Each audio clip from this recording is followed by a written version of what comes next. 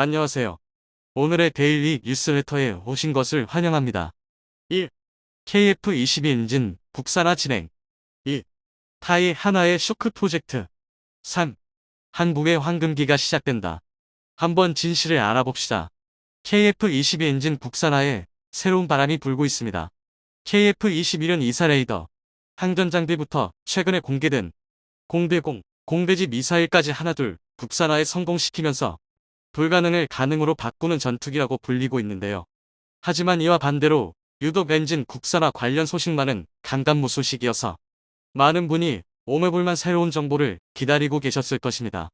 오늘은 다수의 전문가를 흥분시킨 KF-22 엔진 국산화의 새로운 국면에 대해 알려드리겠습니다. 최근 하나에어로스페이스의 카이 인수설이 불거지고 있습니다. 하나에어로스페이스에서 카이 출신 핵심 인사를 영입하고 있다는 사실이 밝혀진 건데요. 그런데 여기까지만 보면 두 회사의 인수합병이 KF-22 엔진 국산화와 무슨 연관이 있는지 아리송하실 겁니다. 아닌 게 아니라 두 방위 산업체의 인수설이 불거진 건 아이러니하게도 증권가였습니다. 그렇다 보니 이게 군사 분야와 연관이 있을 것이라고는 생각하기 어려운데요. 그러나 한 가지 분명한 건 두 회사의 실제 입장이 어떻든 간에 하나에어로스페이스와 카이가 한 몸이 된다면 전 세계 방산 시장에는 지각 변동이 일어날 것입니다. 대한민국의 항공 엔진 분야의 기술 개발은 하나에어로스페이스가 주도하고 있습니다. 그것도 상당히 높은 수준의 기술력을 보유하고 있는데요. 오죽하면 전 세계 항공 엔진 분야를 독점하고 있는 3대 기업 중 하나인 제너럴 일렉트릭지에서 기술 제휴를 요청할 정도입니다. 하나에어로스페이스는 이를 통해 KF-21의 엔진 통합 개발을 주도적으로 수행하며 주요 핵심 부품의 국산화에 성공했는데요. 심지어 그 비율이 자그마치 40%에 육박합니다. 혹자는 그래도 핵심 기술은 지가 갖고 있고 하나에어로스페이스는 하청인 거 아니냐라고 폄훼하지만 이는 굉장히 잘못된 생각입니다. 하나에어로스페이스에서 만드는 KF-20 엔진 부품은 단순히 지가 시키는 대로만 조립하는 게 아닌데요. 지가 기술 제휴를 요청하기까지 하나에어로스페이스는 한 땀씩 항공 엔진 개발 역량을 맨손으로 쌓아 올렸습니다. 일례로 쌍발기인 KF-21에는 21,000파운드 추력의 엔진이 2개 탑재되는데요. 여기에 투입되는 엔진은 워낙 민감한 장비라 극히 일부 공정을 제외하면 대부분이 수작업으로 제작됩니다.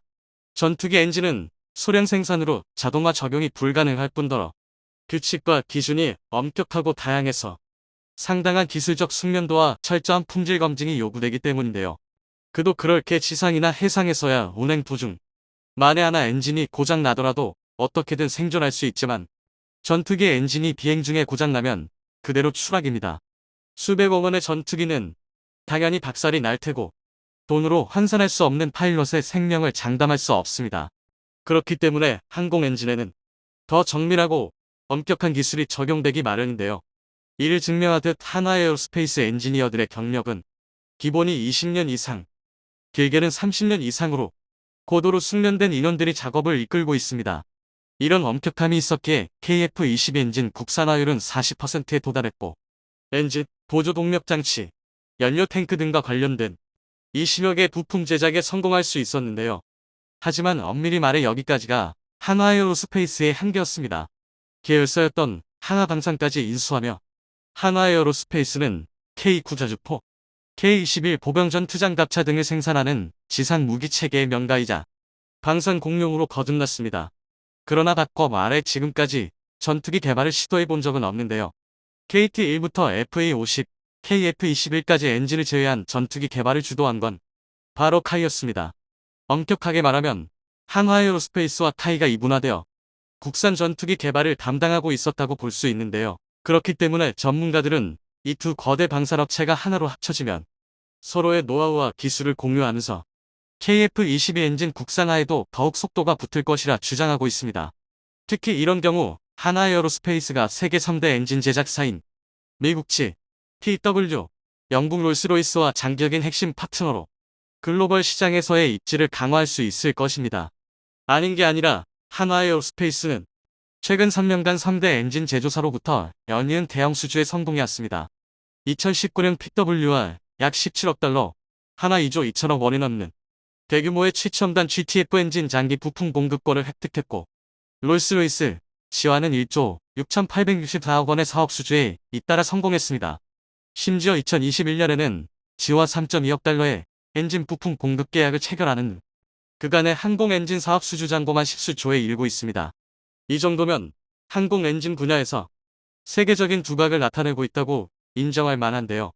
무엇보다 한화에어로스페이스는 국내에서 유일하게 항공 엔진을 자체 제작할 수 있는 회사로서 대한민국 항공무주 산업의 발전에 상당 부분을 차지하고 있습니다. 1979년 가스터빈 엔진 창정비 사업을 시작으로 항공기 엔진 사업에 진출하여 작년까지 약 9,000대 이상의 엔진 생산과 정비를 담당해온 대한민국 유일의 가스터빈 엔진 제조기업인데요. 그러나 항공 엔진 기술 개발을 한 단계씩 업그레이드하는 모든 과정은 결코 쉬운 순간이 없었습니다. 어떤 국가도 엔진의 핵심 기술을 해외에 이전시키지 않기 때문입니다. 일례로 한화에어로스페이스의 전신인 삼성항공산업은 1980년대 미국 지와의 기술 제휴로 F5 제공호용 제트 엔진을 생산할 기회를 얻게 되었는데요. 그러나 엔진 핵심 기술이 전부 지사에 있어 사용되는 소재와 세부적인 개발 정보를 파악하는 게 불가능했습니다. 사실 좀 억울할 수도 있는 게 이미 라이선스 생산이나 마찬가지인 상황에서 대한민국의 성장을 견제하기 위해 항공 엔진 기술을 독점하고 있다는 게 곱게 보일 수가 없는 노릇입니다. 하지만 항공기에 적용되는 가스터빈 엔진은 미사일 추진 구동계와 거의 유사하여 관련 기술을 보유하고 있는 국가들은 엄격한 기술 통제를 하고 있다는 게 방산업계에서는 당연한 일이었습니다. 민간 기업으로서는 이를 버티기 어려운 게 현실인데요. 오죽하면 1980년대 후반 삼성항공산업은 KF-16을 국내 면허 생산했음에도 불구하고 결국 항공산업을 타이에 넘겨주게 되었습니다. 그렇게 대한민국 전투기 개발이 엔진과 기체라는 두 부분으로 이분화된 것입니다.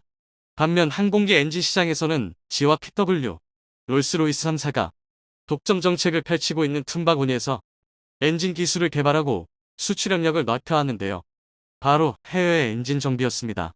기체 개발을 포기한 대신 말 그대로 어깨너머로 항공기 엔진 기술을 배워가는 선택과 집중을 한 건데요. 1982년 인도네시아 정부와 맺은 OH-1H 헬기용 TO-13 엔진 창정비 계약을 최초로 하여 1983년에는 미국 IA사의 TO-13 엔진 창정비 수출에 성공하면서 세계 항공산업의 메카인 미국 시장에까지 진입하였습니다. 이후 1986년에는 미 공군의 C-130 수송기용 TO-16 엔진과 F사 전투기용 J-79 엔진 정비 물량을 1996년에는 베네수엘라 공군으로부터 F-100 엔진 정비 물량을 수주하는 쾌거를 거뒀는데요. 지금까지 한화에어로스페이스가 엔진 창정비 사업을 수행한 국가는 미국, 태국, 인도네시아, 필리핀, 스페인, 네덜란드 등 12개국에 달합니다. 이미 기술적인 면에서는 충분한 성과를 입증받은 셈인데요. 실제로도 이러한 과정에서 축적한 기술을 통해서 독보적인 기술력을 입증하고 있습니다.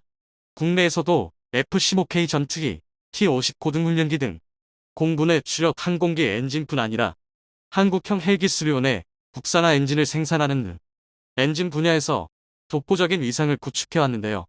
심지어 공군, 육군은 물론 해군 주력 함정에 들어가는 엔진도 생산하고 있어 대한민국 무기체계의 모든 엔진에 대한 노하우를 보유하고 있다 해도 과언이 아닙니다. 그렇기 때문에 한화에어로스페이스의 카이인수는 대한민국 전반에 걸친 상당한 발전을 불러올 텐데요.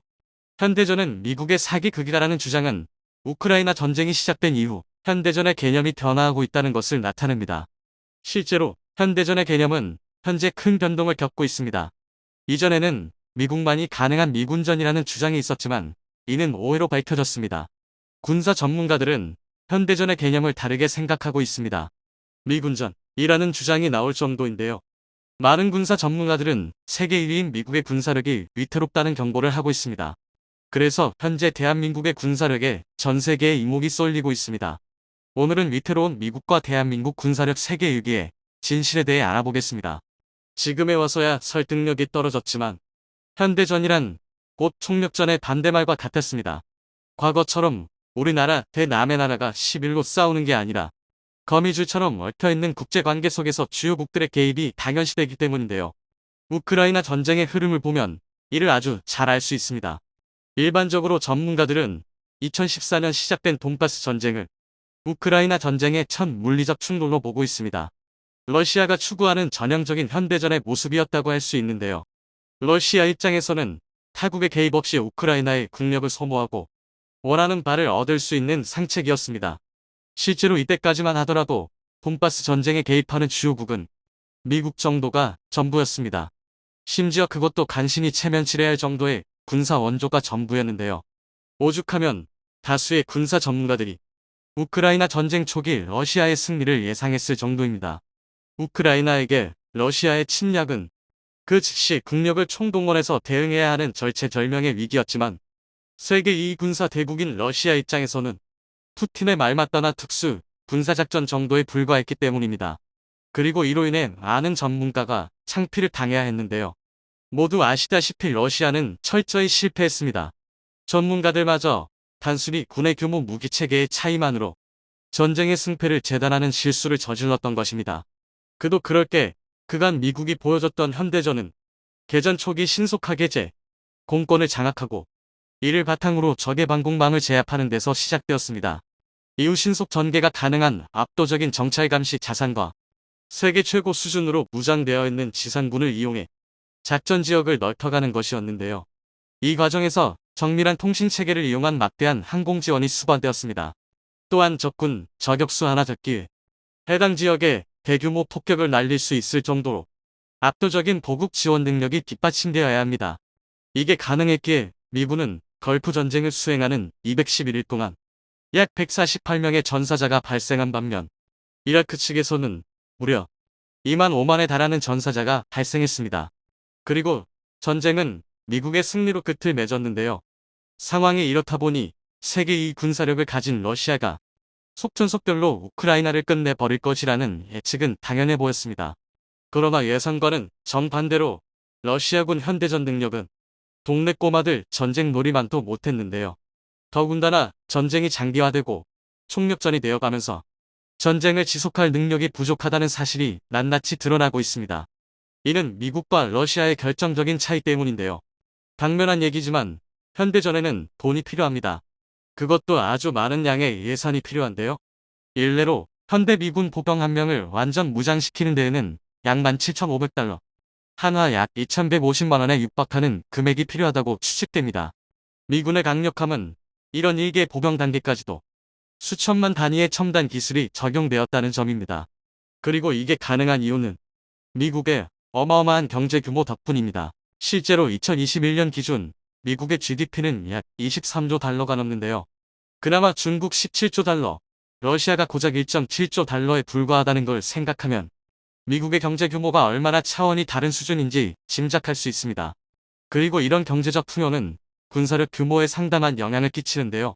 국방기술진흥연구소에서 발표한 2022 세계 방산시장 연감에 따르면 2021년 상위 15개국 중 미국의 국방비 관련 지출은 8,010억 달러로 나머지 14개국을 합친 9,150억 달러와 비슷한 수준이었습니다. 미국이라는 한 나라의 군사 관련 지출이 전 세계의 군사 관련 지출과 맞먹는다는 것이죠. 정말 입이 떡 벌어지는 수치인데요. 속된 말로 표현하면 돈을 이만큼이나 때려 박으니 미군이 세계 최강이 아닐 수 없는 것입니다. 더군다나 이보다 놀라운 것은 그렇다고 미국이 국가 예산의 대부분을 국방비로 지출하는 것도 아니라는 점입니다. 실제로 미국의 국방비는 2022년 기준 GDP 대비 약 3.2%에 불과합니다. 중국이 1.7%, 러시아가 3.1%, 대한민국이 2.8%인 것을 감안한 절대 높다고 할 수 없는 수치인데요. 그럼에도 불구하고 미국의 막대한 경제 규모가 군사력의 강력함을 뒷받침하는 것입니다. 하지만 그렇기 때문에 바로 여기서 중대한 오류를 범하기 쉬워지는데요. 군사력, 경제 규모와 반대로 현재 미국 내부의 상황은 최악으로 치닫고 있습니다. 즉 일부에서 말했던 것처럼 자국 내부의 문화와 시민의식이 분열하고 있다는 건데요. 현재 미국은 막대한 규모의 군사력을 바탕으로 세계 최강을 석권하고 있지만 총력전 혹은 그에 준하는 상황, 예를 들어 양안 전쟁과 같은 상황을 가정했을 때 정말로 압도적인 강력함을 보여줄 수 있을지는 의문입니다. 당장 미국은 지난 2021년 20여 년을 이어온 아프간 전쟁에서 결국 패배를 선언했는데요. 이 전쟁에 소모된 비용만 2조 달러, 한화 약 2,456조 원이 넘는 천문학적인 금액을 투자했습니다. 이는 아무리 미국이라 하더라도 쉽게 감당할 금액이 아니었습니다. 더군다나 이 막대한 금액과 시간을 쏟아붓고도 미국은 패배했고 한 세대에 걸친 전쟁을 치르는 동안 엄청난 사회 문제를 양산했습니다. 그 대표적인 것들이 바로 치솟는 실업률과 인종, 성별 간의 갈등입니다. 일례로 미국의 범죄율 자체는 매년 하락하고 있지만 반면 증오 범죄의 발생률은 치솟고 있는데요. 각계각층, 남녀노소, 인종, 출신지를 가지고 서로 악의다툼을 벌이고 있다고 해도 과언이 아닙니다. 그런데 문제는 이런 상황에서 중국이 미국의 바로기기를 바싹 쫓고 있다는 것입니다. 2022년 가장 강력한 국가 3위를 기록한 중국은 경제, 군사면에서 모두 빠른 성장을 기록하고 있는데요. 게다가 공산주의 국가답게 민도를 조종하기도 쉽습니다. 아예 국민의 입을 막아버리고 행동을 통제해버리면 당분간에 전쟁 유지는 가능할 것입니다. 코로나19 팬데믹 당시 중국 공산당과 시진핑이 펼쳤던 강력한 제로 코로나 정책이 이를 증명하는데요. 물론 이런 억압적인 방식은 단기간의 효과에 불과합니다. 실제로 미국 싱크탱크 CSIS는 워게임 보고서를 통해 양안 전쟁 발발 시 중국 해군은 괴멸하고 미국이 결국 승리할 것이라고 추측했는데요. 하지만 이 과정에서 미 해군 또한 항공모함 2척, 대형 전함 20척을 잃고 고작 3주 만에 3,200명에 달하는 병사가 전사하는 중국 못지않은 심각한 피해를 볼 것이라고 내다보았습니다. 중국의 대만 침공이 4년 뒤에 단행될 것이라는 예측과 함께 이런 단기간에 상황을 역전시킬 수 있는 건 주요국의 개입뿐인데요. 바로 세계 6위의 대한민국입니다. 순위에 매겨진 3위 5개국 미국, 러시아, 중국, 독일, 영국, 그리고 나머지 한국, 프랑스, 일본, UAE, 이스라엘 중 미국의 동맹국이면서 참전을 결정할 수 있는 나라 가운데 가장 강력한 군사력을 가진 게 바로 대한민국인 것입니다. 그렇기 때문에 대한민국의 6위는 상당히 막중한 의미인데요. 양안 전쟁에서 대한민국이 어떤 역할을 해내냐에 따라 이후 국제 정세의 판도는 전혀 달라질 것입니다. 이제 대한민국은 선진국의 책임을 활용해 세계 무대에 막대한 영향력을 행사하게 되었는데요. 이를 위해선 전 국민적 지지가 반드시 수반되어야 할 것입니다. 여러분은 대한항공하면 어떤 이미지가 떠오르시나요? 아마 대부분은 땅콩 모양 사건을 일으킨 여객 운수 전문 업체라고 생각하실 것입니다. 그런데 사실 대한항공은 한국 최고 수준의 항공 기술력을 보유한 방산업체이기도 합니다. 이를 갚기라도 하겠다는 듯 2010년대부터는 방위산업에 본격적으로 투자하고 있는데요. 그때로부터도 10여 년이 흐른 지금에 와서는 KF-21을 개발하면서 한국 항공 기술력의 대명사와도 같은 존재가 된 카이와도 엎치락뒤치락하는 정도의 기술력을 갖추게 되었습니다. 고정익기와 회전익기 사업에 중점을 두고 있는 것이 카이라면 대한항공은 무인기 사업에 많은 투자를 했습니다. 이런 대한항공이 최근 또 새로운 무인 전투기를 개발 중인 사진이 유출되어 화제인데요. 그 예상 성능이 동구권의 최첨단 전투기라고 하면 가장 먼저 꼽히는 러시아의 수-57을 능가하는 수준으로 밝혀져 논란이 되고 있습니다. 대한항공이 방산 기술을 습득하는 과정은 생각보다 오래됐습니다.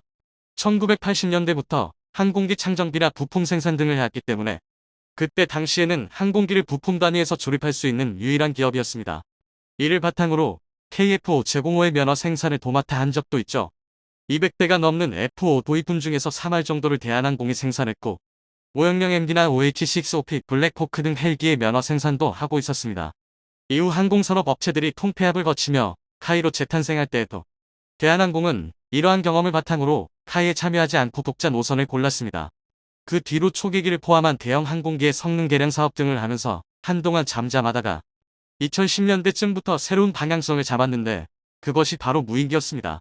대한항공은 공군 중고도 무인기 무하부의 체계 개발, 육군 및 해병대의 4단급 무인기 듀어지 체계 개발 등을 잇따라 성공시키며 무인기 방면의 기술력도 가져왔죠. 그리고 이 기술력과 노하우를 인정받아 한국형 스텔스 무인 전투기 쿠스-X, 일명 가오리 X의 체계 개발 수주전에서 카이를 제치고 선정되는 기염을 토했습니다. 이후 국방과 학연구소와 협력하여 가오리 X를 점점 최적화된 형상으로 변경해왔고 작년에는 그 최종적인 형상을 방산 박람회를 통해 공개하기도 했는데요. 얼마 전에는 해당 형상을 바탕으로 그 실물 동체를 조립 중인 사진이 유출되었습니다. 그런데 이 사진을 통해서 대한항공이 가오리 X의 최첨단 스텔스 기술을 접목하려 하고 있다는 사실이 알려졌습니다. 스텔스라고 해서 레이더에 아예 안 잡히거나 어떤 레이더에도 전혀 잡히지 않는 것은 아니라는 걸 아실 겁니다. 흔히 일컬어지는 스텔스 성능은 군용 레이더에 흔히 사용되는 대역의 전파만 회피할 수 있으면 인정되는 것입니다. 하지만 전파 반사로는 보이지 않는 스텔스계 가시광선 반사까지는 막지 못해서 우리 눈에 보이는 것처럼 군용 주파수 대역이 아닌 다른 대역의 주파수를 사용한 아무리 스텔스기라고 해도 탐지되기 마련입니다.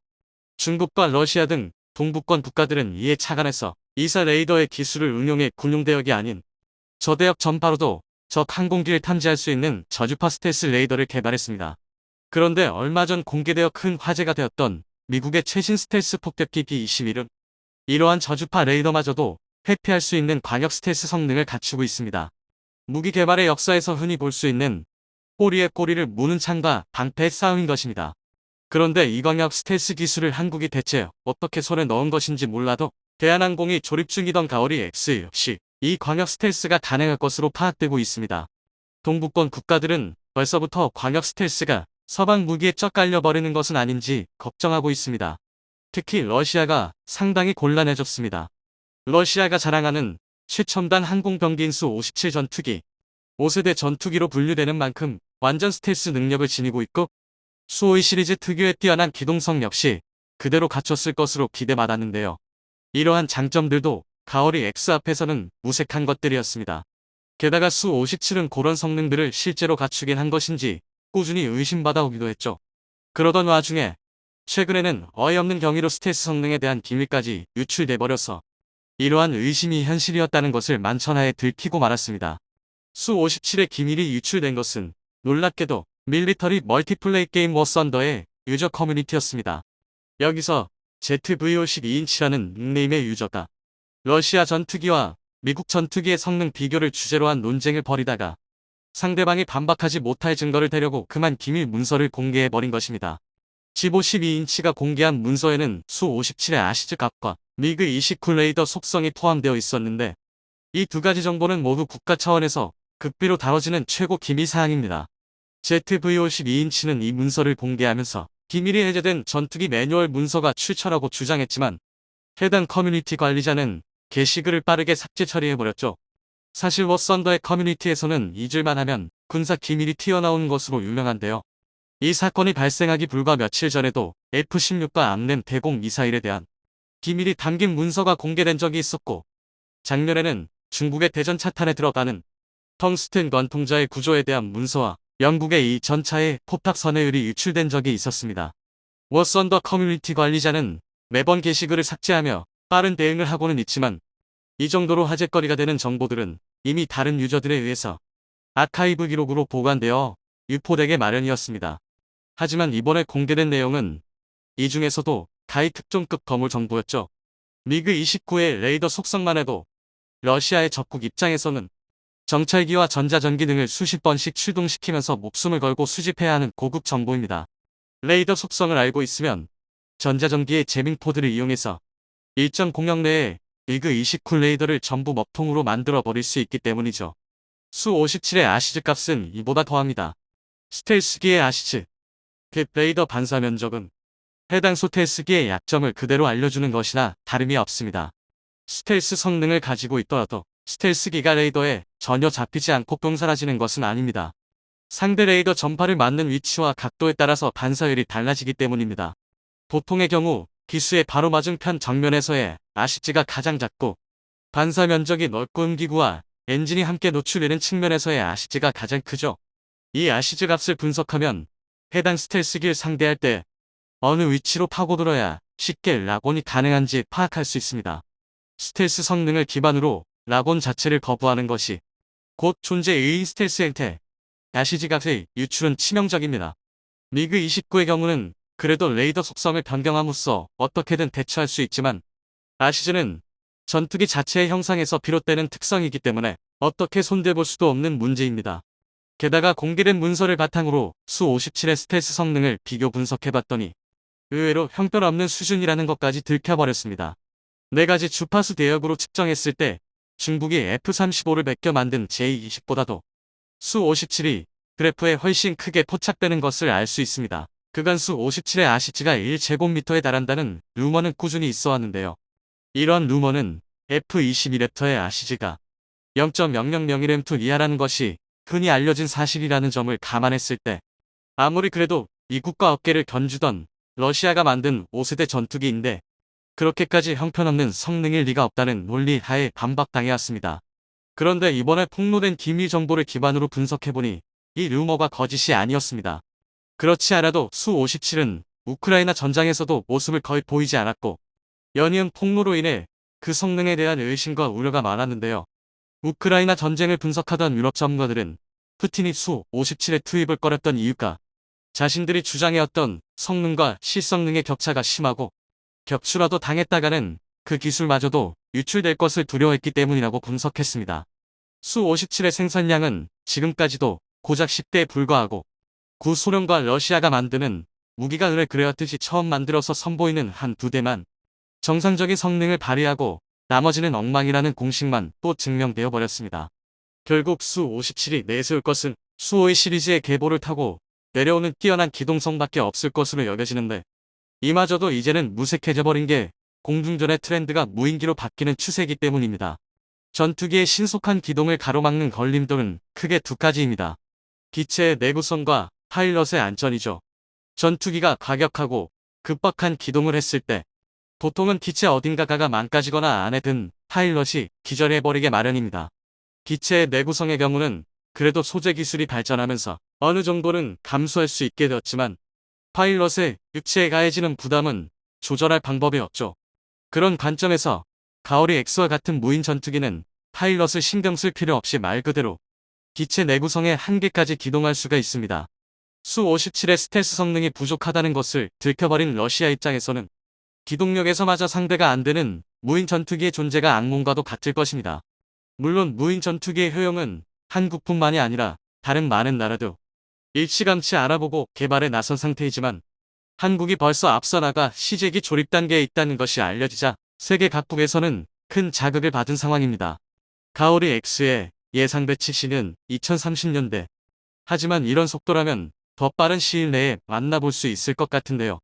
과연 무인 전투기가 공중전을 호령하는 미래는 어떤 모습일까요?